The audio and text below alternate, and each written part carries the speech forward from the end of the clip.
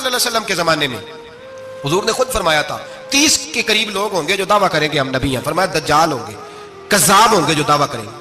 ایک بندے نے تو حضور کی ساری حیات میں دعویٰ کر دیا, مسلمہ اس کا نام تھا, 150 سال کے قریب عمر پائی اس نے, اور بہت سارے اس کے ماننے والے اسی لیے ماننے لگ گئے کہ عمر بڑی لمبی ہے. معاذ اللہ تعالیٰ, لوگوں کا اپنا اپنا مزاج ہے نا ماننے کا, اپنا اپنا مزاج ہے. ایک اس سے کانا آدمی دعا کرانے آیا, ایک آنکھ سے کانا تھا, اس نے دعا کرائی تو دونوں آنکھوں سے اندھا ہو گیا, دونوں آنکھوں سے. اللہ نے اسے سزا دی تو ایک ماننے والا کہنے لگا فٹافٹ مان جاؤ, ورنہ جو اس کی نہ مانے پورا اندھا ہو جاتا ہے. ماننے والوں کا اپنا انداز ہے نا. ایک لنگڑا آیا, ایک ٹانگ سے لنگڑا کے چلتا تھا, مسلمہ سے دعا کرانے آیا تو دوسری بھی ضائع ہو گئی. یہ اس کا حال تھا. پر ماننے والوں کا کیا کیا جائے, ماننے والے جس کو مرضی ماننے لگتے ہیں, نفسیاتی طور پر لوگ کمزور ہو جاتے ہیں. مسلمہ نے نبی پاک صلی اللہ علیہ وسلم کو خط لکھا, کہنے لگا حضور کے زمانہ مبارکہ میں, اور کچھ حدیثیں ایسی بھی ملتی ہیں جس سے یہ ثابت ہوتا ہے کہ اس کی حضور سے ملاقات بھی ہوئی, سامنے کچھ بول نہ سکا, جا کے خط لکھا.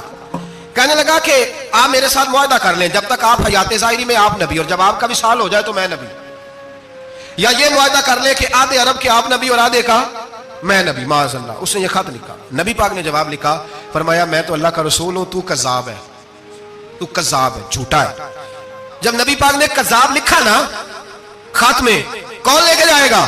اب اس کے دربار میں جانا ہے, حالات بڑے خطرناک ہیں, اس کے گرد بندے بھی ہیں, اور اس کے گھر جانا ہے, مشکل مرحلہ ہے. ایک صحابی تھے چھابڑی فروش, سر کے اوپر رکھ کے نا ٹوکرا, تو مدینے کی گلیوں میں کھجوریں بیچتے, 11-12 بچوں کے باپ تھے. کون جائے گا؟ اور جسمانی طور پہ بھی کمزور تھے. فٹافٹ اٹھے, کھجور کھا رہے تھے, ہاتھ کھڑا کر کے کہا حضور کسی اور کی ڈیوٹی نہ لگانا, میں جاؤں گا. جب یہ لفظ کہے تو ان کے منہ سے کھجور کے ٹکڑے گرے صحابہ کے چہروں پر. ایک صحابی کہنے لگے پہلے کھجور تو کھا لے, بڑی تجھے جلدی ہے بولنے کی, کھا تو لے. کہنے لگے اگر میرے کھاتے کھاتے ڈیوٹی کسی اور کی لگ گئی, تو کسی اور کی لگ گئی تو کیا کروں گا, جلدی ہے مجھے. حضور سید عالم صلی اللہ علیہ وسلم نے نا اپنا نیزہ دیا, گھوڑا دیا, فرمایا ذرا ڈٹ کے جانا, اس کے گھر جانا ہے. کہا محبوبہ فکر ہی نہ کرے, فکر نہ کرے. صحابہ کہتے ہیں اس طرح وہ نکلا جیسے کوئی جرنیل نکلتا ہے, اس کا انداز ہی بدل گیا, اس کے طور طریقے ہی بدل گئے. وہ یوں نکلے جیسے کوئی بڑا دلیر آدمی کا, حضور نے بھیجا ہے نا, نبی پاک نے بھیجا ہے نا, انداز ہی بدل گئے, طریقے ہی بدل گئے. مسلمہ کے دربار میں گئے, وہاں ایک شخص جو بعد میں مسلمان ہوا, وہ بتلاتا ہے کہ جب حضرت حبیب بن زید پہنچے نا تو نیزہ ہاتھ میں تھا, زور سے گاڑا جا کے اس کے دربار میں, زور سے گاڑ دیا زمین پہ. مسلمان نظر, کون ہو؟ آپ فرمانے لگے تجھے چہرہ دیکھ کے نہیں پتا چلا میں رسول اللہ کا نوکر ہوں؟ ہمارے تو چہرے بتاتے ہیں, ہم رسول والے ہیں, ہمارے تو چہرے بتاتے ہیں نبی پاک والے, تجھے پتا نہیں چلا کون ہوں, کیسے آئے ہو؟ فرمایا یہ تیرے خط کا جواب لایا ہوں. بادشاہوں کا طریقہ یہ تھا کہ خط خود نہیں پڑھتے تھے, ساتھ ایک بندہ کھڑا ہوتا تھا, وہ خط پڑھتا تھا. مسلمان نے اس کو خط دیا, پڑھو. جب اس نے خط پڑھا تو لکھا تھا تو کذاب ہے. اب سب نے سن لیا, اکیلے میں ہوتا تو چلو بات اور تھی, سن لیا سب نے, آگ بگولا ہو گیا, آنکھیں سرخ ہو گئی, جلال برسانے لگا.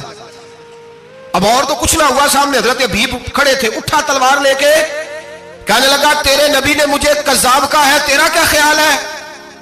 مانے لگے خیال والی بات ہی کوئی نہیں, جسے نبی پاک کذاب کہے وہ ہوتا ہی کذاب ہے, جسے حضور جھوٹا کہے وہ ہوتا ہی. فرمایا تو 7 سمندروں کا پانی بھی بہا دے تو تیرا جھوٹ دھل سکتا, تو ہے ہی جھوٹا, جسے حضور نے جھوٹا کہہ دیا وہ جھوٹا ہے, جھوٹا ہے. کہنے لگا پیچھے پلٹ کے دیکھ, سارے میرے پہرے دار ہیں, میرے سپاہی ہیں, تلواریں, نیزے, خنجر, تیر,